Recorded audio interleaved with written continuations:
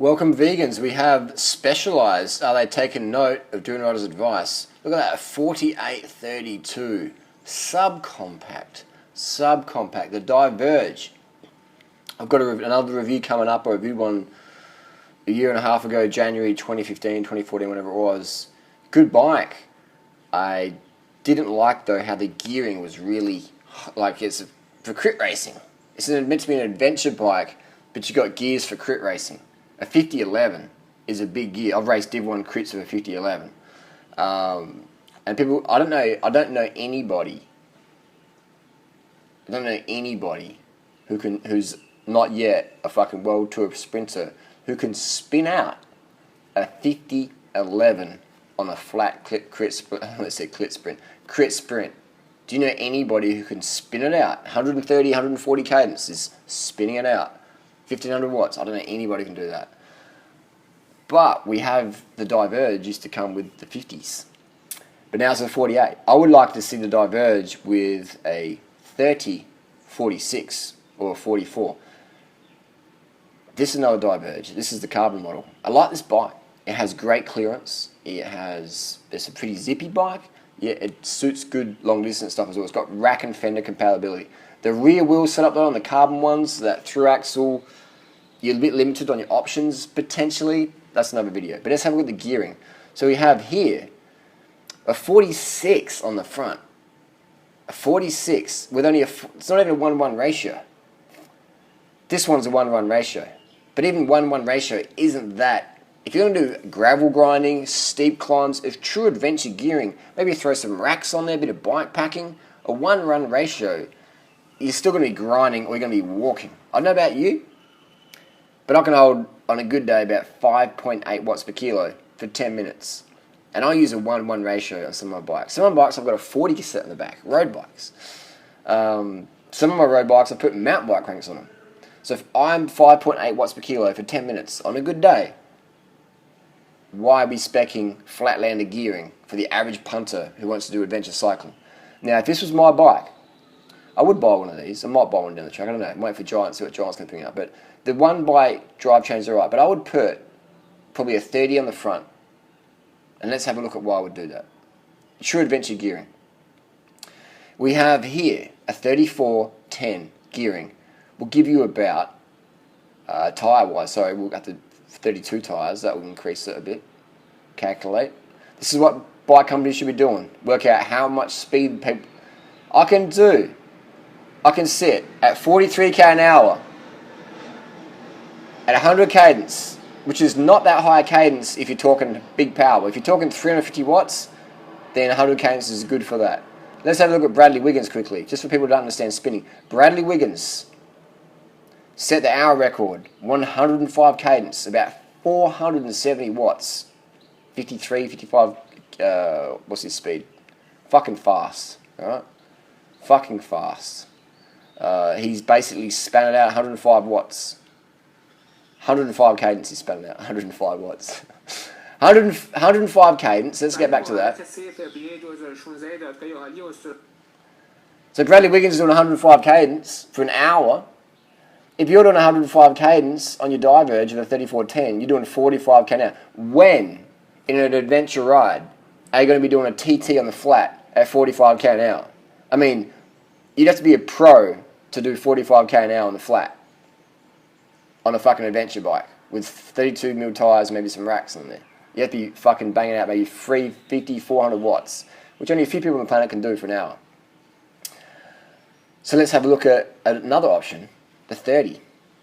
Let's see what the 30, that's 33, let's have a look at that. That's what I would probably run on this bike. True adventure bike. So we're talking 90 cadence, 35 cadence. When's the last time you did an adventure ride where you averaged 35k an hour? I mean, I averaged 35k an hour in a fucking hard road race with hills and shit. But when would you do that, alright? So these adventure bikes are really good, but the gearing ratios are really shit. I mean, we've got crit, you could race a crit on this bike, but you can't because it's got disc brakes. So why is it UCI legal? And you wouldn't race, no one's going to race a crit on this bike anyway, because people have their fucking crit bikes, like a Tarmac or a TCR or a Super 6 or whatever. So why are we speccing big gearing on there? Why is that? Because the average male ego is too full on to admit that spinning is winning. But all you have to do is look at Bradley Wiggins, Chris Froome, Lance Armstrong, Contador, the spinners, man. Rominger, all the high power, high cadence spinners. Mark Cavendish, spinning. All the best track riders, spinning. Pursuit riders, 110 cadence. If you're putting out big watts, you want to have a high cadence. If you're doing just cruising along, between 80 and 90 is fine. If you're under 200 watts, 80 and 90 is fine. If you're over 300, then 100 is probably going to be more like it. So the higher the power, the higher cadence wants to be. If you're doing big power, 1200 watt sprints, 130 plus. So there you go. You could still sprint at 50k an hour on a 30-10. 50k an hour on an adventure bike, on an adventure ride. No one's doing that. And if you're pedaling downhill, you're just increasing your chances of having a higher speed crash. I generally coast downhill.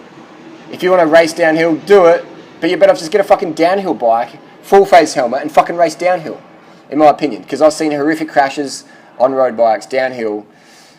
I don't recommend going hard downhill. So that's what I would do. If I was going to get a diverge, I'd run the motherfucking 30, and let's have a look at the gearing on the back. Let's have a look at the gearing on the back we would get with that bad boy. So it's a 42. 30, 42. And I'm still climbing 8k an hour at 90 cadence. You know, so it's nothing extreme-o. It'd be a good Everesting bike. It'd be good for the fine for the flats. Let's have a look at the flats. We'll be cruising at 30k an hour on the flat, you know, which is still pretty fucking fast. How many times do you average 30k an hour by yourself in the flat? You know, most times you get a headwind or whatever. So there you go. That just proves that the gearing we have on bikes is pretty shit. Stock. It needs to get better. So Specialized, Giant, Cannondale, Trek, my opinion, in working with fucking noobs who buy your bikes, we get your bikes, we rip off the fucking group set, we rip off the chain set, or we rip off the cassette, and we put on a 40 on the back, or we put mountain bike cranks in the front. And a lot of people say, oh, but no, you just got to get stronger. No. Most people who buy your bikes don't even fucking ride them that much. And the main reason is the gearing is too fucking hard. So if you want actually people to buy your bikes and buy a new one in a couple of years' time, and get your fucking bikes to the top of the hills for the Instagram photos, for the free advertising, please put proper gearing on your bikes. Put on the mountain bike gear ratios up front. Put on the 40 cassette on the back. Because most motherfuckers who buy a bike ain't going to be racing crits. And for those who want to race crits, there's crit bikes, there's crit gearing. But please, why are we putting hard gearing on entry-level bikes or bikes designed for adventure riding or female? But how many girls really want to race a crit? Girls just want to get fit, they want to tone up, they want to lose some weight. They don't need to have criterium gearing on there. Let's put some proper climbing gearing on there, please. That's my rant, that's my rave. I can see Specialized is getting more gear friendly, but it's still too slow. We're buying your bikes and we're modifying them heavily. We're putting the 40 cassettes, we're putting the road links on there. We're changing them, putting the mountain bike cranks on there. We shouldn't have to do that. But we do right now because no bicycle manufacturer on the market, correct me if I'm wrong, is actually speccing proper gearing for women's road bikes, men's adventure bikes, and Enduro style bikes. We want to do epic climbs. We want to spin. We don't want to have time off the bike because we've got tendonitis because we're grinding like it's 1994. Leave your comments down below, crew. Thanks for watching. See you on the road. Carb the fuck up. Spin to win. And hey, you don't have to agree with me, but Chris Froome proves you're fucking wrong. What the fuck? Oi, are those fucking disc brakes on your fucking road bike, cunt? Are you fucking serious right now?